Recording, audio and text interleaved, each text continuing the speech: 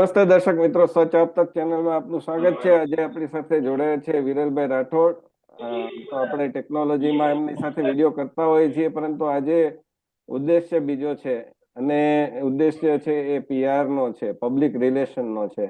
અને એની સાથે આ ચર્ચા કરવા માટે આપણે સાથે જોડાયા છે પરેશભાઈ છાયા, વરિષ્ઠ પીઆર અધિકારી છે. પહેલા એ રિલાયન્સમાં કામ કરી ચૂક્યા છે, માહિતી ખાતામાં કામ કરી ચૂક્યા છે, અને હવે પોતે કન્સલ્ટન્ટ તરીકે કામ કરી રહ્યા છે. તો પરેશભાઈ આપનું સ્વાગત છે, વિરલભાઈ આપનું સ્વાગત છે. નમસ્કાર સાહેબ.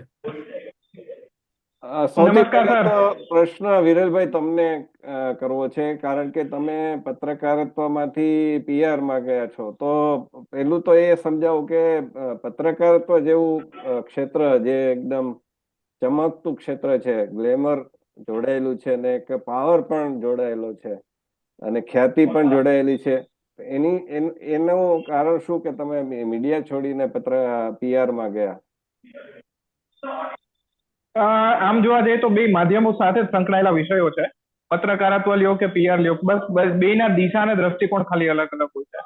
આપણે એવું માનતા હોય છે કે જે ટીવી પર આવે છે અને ન્યૂઝપેપરમાં જે આવે છે એ જ ખાલી આપણા સુધી પહોંચે છે, પણ સોશિયલ મીડિયાના જમાનામાં હવે ખાસ એવું કંઈ કોઈના માટે છૂપું રહ્યું નથી.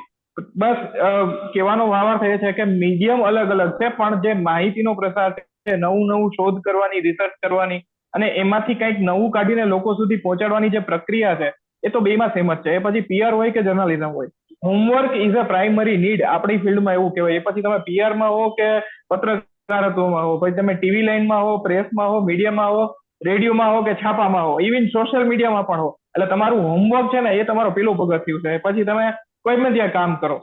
એટલે એવું નથી હોતું કે આમાં પણ ડે ટુ ડે વર્ક હોય છે, ડે ટુ ડે એક્ટિવિટી હોય છે, ડે ટુ ડે આપણે એના જે પોલિસીસ જે બનાવેલી હોય છે એની અંદર રહીને કામ કરવાનું હોય છે, જે રીતે મીડિયામાં હોય છે. બહુ કંઈ ફેર નથી, ખાલી એટલો જ ફેર છે કે જે દ્રષ્ટિકોણથી તમે એક કોન્ટ્રાસ્ટ લેવલથી કામ કરતા હો એની જગ્યાએ તમારે અહીંયા પોલાઇટ લેવલથી કામ કરવું પડે. અહીંયા કન્વિન્સિંગ મેન છે, વहाँ કોન્ટ્રાસ્ટ મેન છે. જે કોન્ટ્રાસ્ટ તમારે લખવાનો છે એ તમારે લખવો જ પડે. ઇટ ઇઝ અ પત્રકારત્વ ધર્મ, બરોબર. અને અહીંયા ક્લાઇન્ટિંગ મેન છે કે જે ક્લાઇન્ટિંગ છે એ જ તમારું છે, પણ પોલાઇટલી છે. વहाँ પાવર છે, અહીંયા પોલાઇટ છે. અહીંયા કન્વિન્સિંગ છે, વहाँ કોન્ટ્રાસ્ટ છે. તો આ બે જે ચારે ચાર જે પિલર છે એના ઉપર જ પત્રકારત્વ અને પીઆર ટકેલા છે, એવું મારું માનવું છે. પરેશભાઈ, આપની પાસે આવું છું કે ક્યાંક અવાજ આવી રહ્યો છે બેકગ્રાઉન્ડમાં કોઈ, એ બંધ થાય તો કરો ને પ્લીઝ. હા હા, પરેશભાઈ, આપને મારો પ્રશ્ન એ છે કે વિરલભાઈ જે વાત કરી કે એક જગ્યાએ કોન્ટ્રાસ્ટ છે, એક જગ્યાએ પોલાઇટનેસ છે. આપે તો બંને ક્ષેત્ર જોયા છે અને રિલાયન્સ જેવા ઉદ્યોગમાં પણ કામ કર્યું છે. તમારી દ્રષ્ટિએ પીઆર શું છે, અને પીઆરમાં કઈ રીતે ક્લાયન્ટને અને મીડિયા બંનેને સાચવવા પડતા હોય છે, કઈ રીતે સાચવી શકાય છે?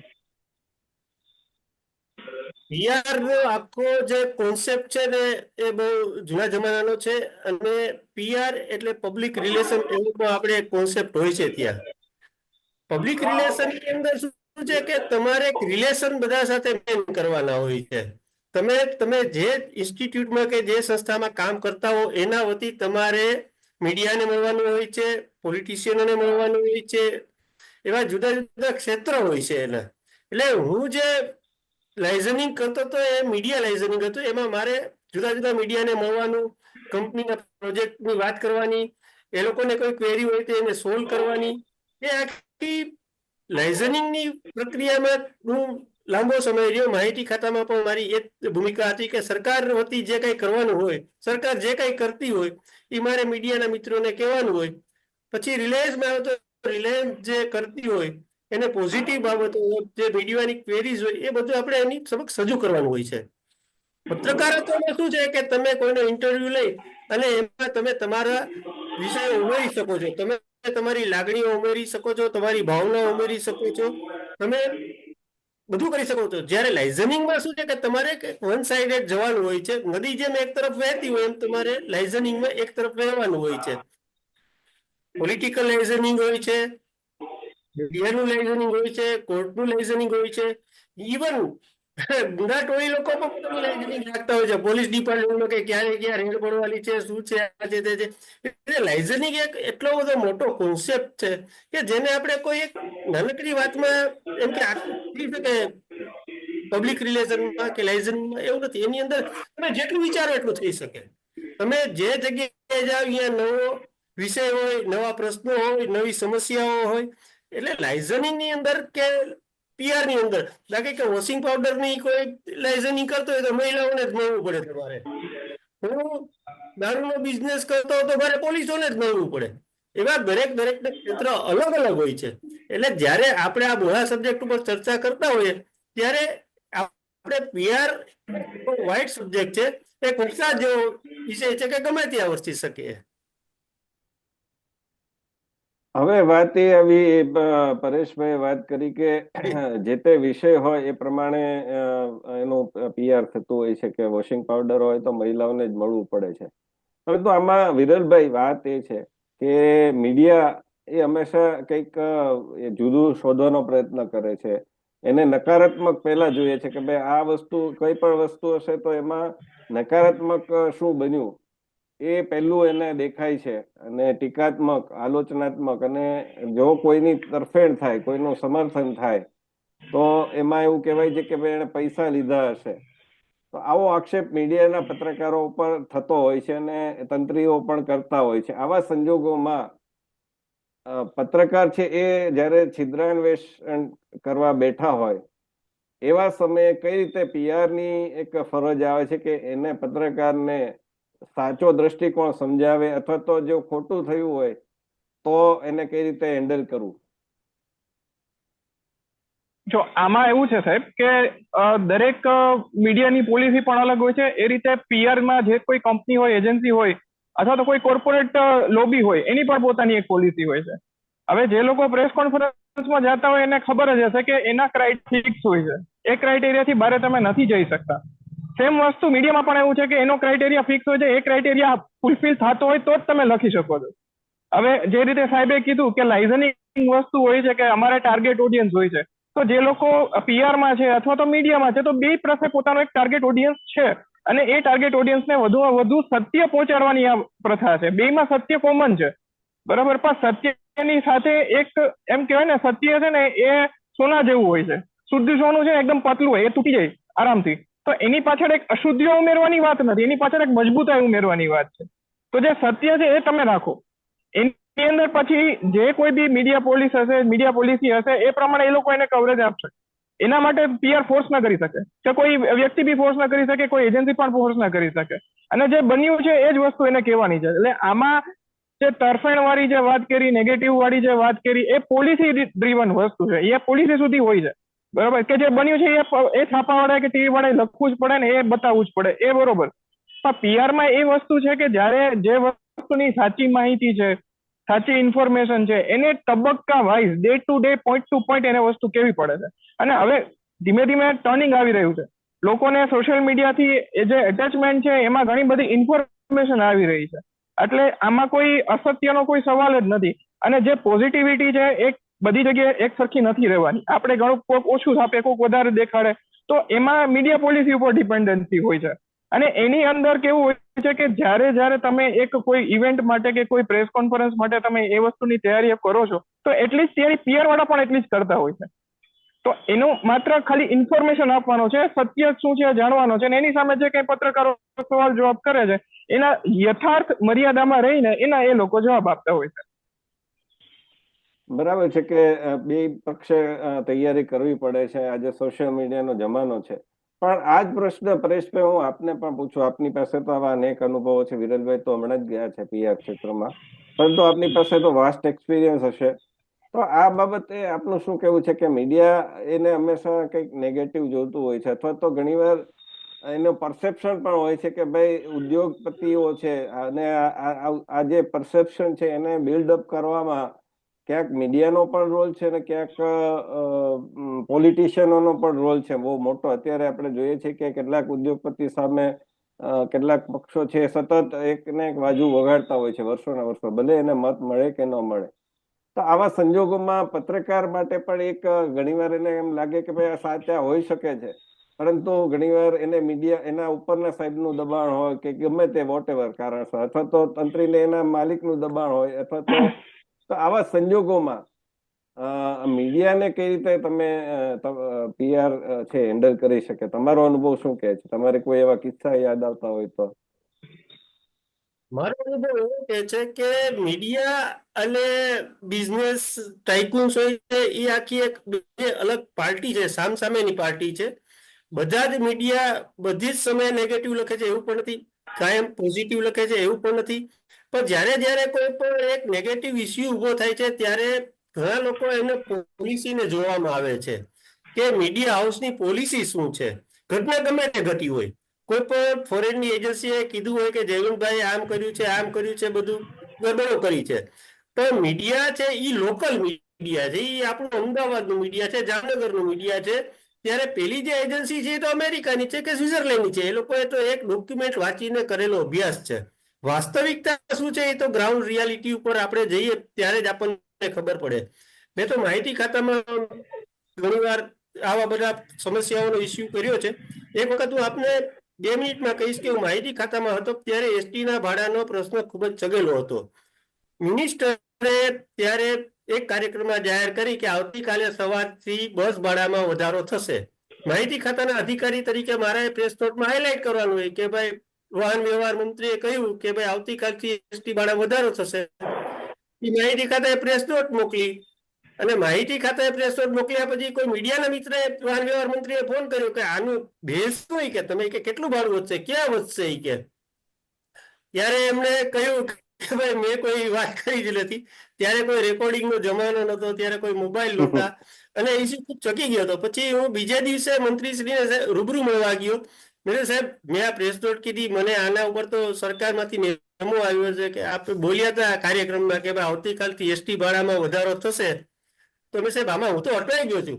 અરે ભાઈ કે પોલિટિકલી આ બધું કરવું પડે એ કે. હવે એ કે આપણે પાછું ખેંચી લીધું. હવે મારું તો લેખિત હતું, રિટર્નમાં હતું, મીડિયામાં ગયેલું હતું. એટલે ઘણીવાર શું થાય, પછી મેં મીડિયાના મિત્રોને કીધું કે સાહેબ હવે આમાંથી આપણે છેડો પાડીએ કે આ એક સાઈડનું મંત્રીશ્રીની કઈ ભૂલ હશે કે સમજવા ફેર હશે કે એમના સચિવે એમને જે રિપોર્ટિંગ કર્યું હશે એમાં કંઈક ગડબડ થઈ હશે. તો આવું કઈ નથી. હું રાત્રે 12 વાગ્યા સુધી અમદાવાદના મીડિયામાં ફર્યો અને મારે એવી રીતે બધી વાત વાળવી પડી. એટલે ઘણીવાર સત્ય હોય છે તો સત્યને પણ આપણે ઢાંકવું પડે છે. એટલે કહેવાનો અર્થ એ છે કે ઘણીવાર તમે તો ફરજ જ બજાવી હતી. ઉપરથી જે કહ્યું મંત્રીએ એને તમે પ્રેઝન્ટ કર્યું અને એ છપાયું, પરંતુ એ પછી રાજકારણી હોય છે તો આજે બોલે ને કાલે ફરી જાય, તો એનું બોલીને ફરી ગયા તો તમારા માટે મુશ્કેલી આવી ગઈ. તમારી પોતાની એક છબી ઉપર પ્રશ્નાર્થ કદાચ ન લાગી શકે, કારણ કે મીડિયા તમને ઓળખતું હોય ને રાજકારણીઓને પણ ઓળખતા હોય. પણ આવું થાય ત્યારે એક અંગત રીતે આમાં ભગવદ્ ગીતા વાંચવી જરૂરી બને છે.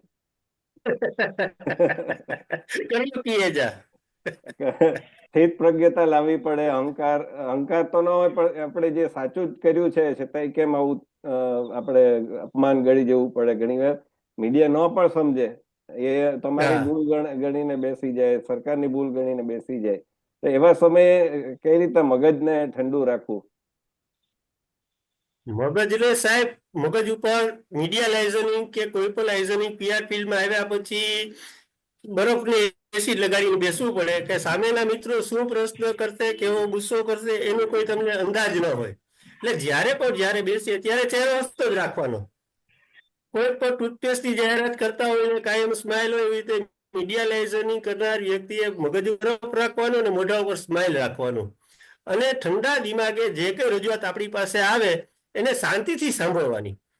અને બીજું કે મીડિયા લાઇઝનિંગમાં જ્યારે કોર્પોરેટમાં હોય ત્યારે આપણા હાથ પગ બંને બંધાયેલા હોય અને આપણું મોઢું પણ બંધાયેલું હોય. ત્યારે આપણે, તમે જયવંતભાઈ મને એક પ્રશ્ન કરે ત્યારે મારે ઠંડા મગજે 30 સેકન્ડની અંદર નિર્ણય લેવો પડે કે મારે તમને શું જવાબ દેવો. બરાબર. તમે એમ કહો કે પ્લેન ક્રેશ થયું છે, એટલે મને ખબર હોય કે પ્લેન ક્રેશ થયું છે પણ મારે કહેવાનું નથી. ત્યારે મારે મારી સદબુદ્ધિ વાપરવાની, મારા અનુભવનો નિચોડ બધો 30 સેકન્ડની અંદર લઈ આવવાનો, આપને એ કહેવાનું કે સર તપાસ તપાસ ચાલુ છે હજી. આ તો બહુ ટેકનિકલ પ્રશ્ન છે એટલે તપાસ કરીને કહું આપને. એટલે વાત વાળવી પડે ઘણી વખત. સત્ય હોય તો બહુ વાત વાળવી પડે આપણે મીડિયા લાઇઝનિંગમાં. વિરલભાઈ સાંભળો છો ને, જો આ બધું તમારે ધ્યાન રાખવું પડશે અને એના માટે સર તમે કઈ હવે સરની તૈયારી સાથે કરી છે? સરની સાથે સહમત છું, સરની સાથે સહમત છું, પણ થોડું એ કારણ કે સરની કારણ સાથે કે સહમત છું. કારણ કે એમાં શું છે કે તમે મીડિયામાંથી PR માં ગયા છો, એટલે મીડિયામાં જે આમ મગજ એવું હોય ને કે ભાઈ કેમ આમ ન થાય, એ જે મીડિયામાં હોય ને ના સર, એટલે આમાં એ આમાં એવું છે એટીટ્યુડ સાહેબ અને કે સાહેબની સાથે સહમત છું. આમાં તો આમ જ થાય. એ એટીટ્યુડ એ લાવવા માટે તમે કઈ તૈયારી કરી છે? સર એક મિનિટ, હા એક મિનિટ હા સાહેબ. ફિલ્મની અંદર બાહુબલી જોતા હોય ત્યારે પડદા ઉપર કઈક ચાલતું હોય છે, પડદા શૂટિંગ સમયે જુદું ચાલતું હોય છે ત્યાં. તો આપણે તો જ્યાં પડદા ઉપર ચાલતું હોય છે એ જોઈને તાલીઓ પાડીએ છીએ, પણ પડદા પાછળ તો શું ચાલ્યું છે એ તો આપણને ખબર જ નથી પડતી કોઈ હા દિવસ. હા, એટલા માટે એટલે સર વિરલભાઈ હવે ને મારો પ્રશ્ન છે કે આમ જ આમ કેમ ન થાય, એમાંથી આમ જ થાય, એ એટીટ્યુડ લાવવા માટે શું માનસિક તૈયારી તમે કરી છે કઈ એમ? સર મેં પહેલા જ એ વસ્તુ કીધી કે તમે કોઈ પણ ક્ષેત્રમાં આવો, પછી તમે પત્રકારત્વમાં આવો કે PR માં આવો, તમારા માટે હોમવર્ક છે એ ફર્સ્ટ છે. આપણે સ્કૂલમાં નથી કરતા, કોલેજમાં તો કોઈ સોંપતું નથી, અને સોંપતા હશે તો ફરજિયાત પણ આપણે બધા કરીએ છીએ કે ભાઈ પાસ થવા માટે કરી લ્યો. પણ જયારે જિંદગી આપણી પરીક્ષા લે છે ને ત્યારે આપણે એમ થાય છે કે ઓલું જે સ્કૂલમાં માર્યું ને સ્વર્ગ હતું, કે ભાઈ 2 ટપલી મારીને આપણે બીજા દિવસે સ્કૂલે જઈ શકતા હતા, અને કોલેજમાં આપણે 2 દિવસ આપણે ફાઇલ ભૂલી ગયા હોય ને તો કોપી મારીને આપણું કામ ચાલી જતું હતું. પણ હવે જિંદગી છે ને એમાં કોપી પેસ્ટ નથી હોતું, એમાં હોમવર્ક કરવું જ પડે છે. હા બરોબર. આજે સાહેબે જે વસ્તુ કીધી કે જે કિશોર સાહેબે કીધું, તો એના પ્રમાણે એ વસ્તુ સાચી છે કે જે જરૂરી છે. પણ હવે સમય જે રીતે અપડેટ થઈ રહ્યો છે, જે રીતે બધા ક્ષેત્રો અપડેટ થઈ રહ્યા છે, તો એની અંદર હોમવર્ક અનિવાર્ય છે. જરૂરી નથી બોલતો, અનિવાર્ય ભાર દઈને કહું છું કે અનિવાર્ય છે. આ પહેલો પોઈન્ટ. નંબર 2, જ્યારે તમે કોઈ વસ્તુ માટે પ્રેઝન્ટ કરો છો કે કોઈ વસ્તુને લઈને તમારી રજૂઆત તમારા પાસે આવે છે, તો એની અંદર સૌથી પહેલા તો તમારું પેશન્સની પરીક્ષા થાય છે. હવે તમારા પાસે પાવર નથી, તમારે કોઈ ટાળવાના નથી, તારવાના છે. આ 2 શબ્દની અંદર ખાલી એક જ લેટરનો ડિફરન્સ છે, પણ કોઈકની જિંદગી તરી જાય એવી છે. એટલે આમાં તમારો રોલ એટલો બધો પાઇવોટ થઈ જાય છે. તમે પેલા તમે કિંગ હતા, હવે તમે કિંગ મેકર છો. તમારા થકી બીજા 4 લોકોના શાઇનિંગ બી થશે અને 4 લોકોના જિંદગીમાં પડદા બી પડશે. હવે નાવ ડિપેન્ડ અપ ટુ યુ કે તમારે પડદા પાડવા છે કે 4 જણાને સાઇન કરવા છે. અને એ બી સત્ય સાથે, કોઈ ખોટી ગાફાગેફી નથી કરવાની. 4 જણાને ટ્વીટ કરાવીને, 4 જણાને ફેસબુક પોસ્ટ કરાવીને 2 ફોટા મૂકીને એવું નથી કરવાનું. જે સત્યથી છે એ સ્વીકારવું પડે છે. પણ સ્વીકાર્યા પછી એની સાથેની જે પેરેલલ સમાંતર પ્રક્રિયા ચાલે છે, એને તમે કેવી રીતે કવર અપ કરો છો ને, એના ઉપર આજનું મીડિયા છે ને, એના ઉપર આજનું PR છે, જ્યાં સુધી હું સમજુ છું. સેકન્ડ, નંબર 3, જ્યારે તમારા પાસે કોઈ રજૂઆત આવે છે, જ્યારે તમારા પાસે કોઈ સવાલો આવે છે, તો એ સવાલો જ્યારે તમારા પાસે હોમવર્ક નથી હોતા ને ત્યારે તમને અઘરા લાગે છે. Yes, right. જ્યારે તમારી પાસે હોમવર્ક હોય, તમે એમ કહો કે આજ તો મને બધું આવડે છે, ત્યારે પેપર અઘરું હોતું જ નથી સાહેબ. બરોબર. અને પણ વિરલભાઈ એમાં એક વાત જ્યારે કરી આપણે છે, પરેશભાઈને આપણે આ પ્રશ્ન કરીએ અને છેલ્લો પ્રશ્ન એનાથી પછી પૂરું કરીએ. માનો કે વિરલભાઈ એમ કહ્યું એમ તમે હોમવર્ક તો પૂરેપૂરું કરીને ગયા છો, પણ વિરલભાઈ પણ સારી રીતે જાણે, તમે પણ જાણો છો અને હું પણ જાણું છું કે પત્રકારોના બહુ નાના નાના ઈગો હોય છે.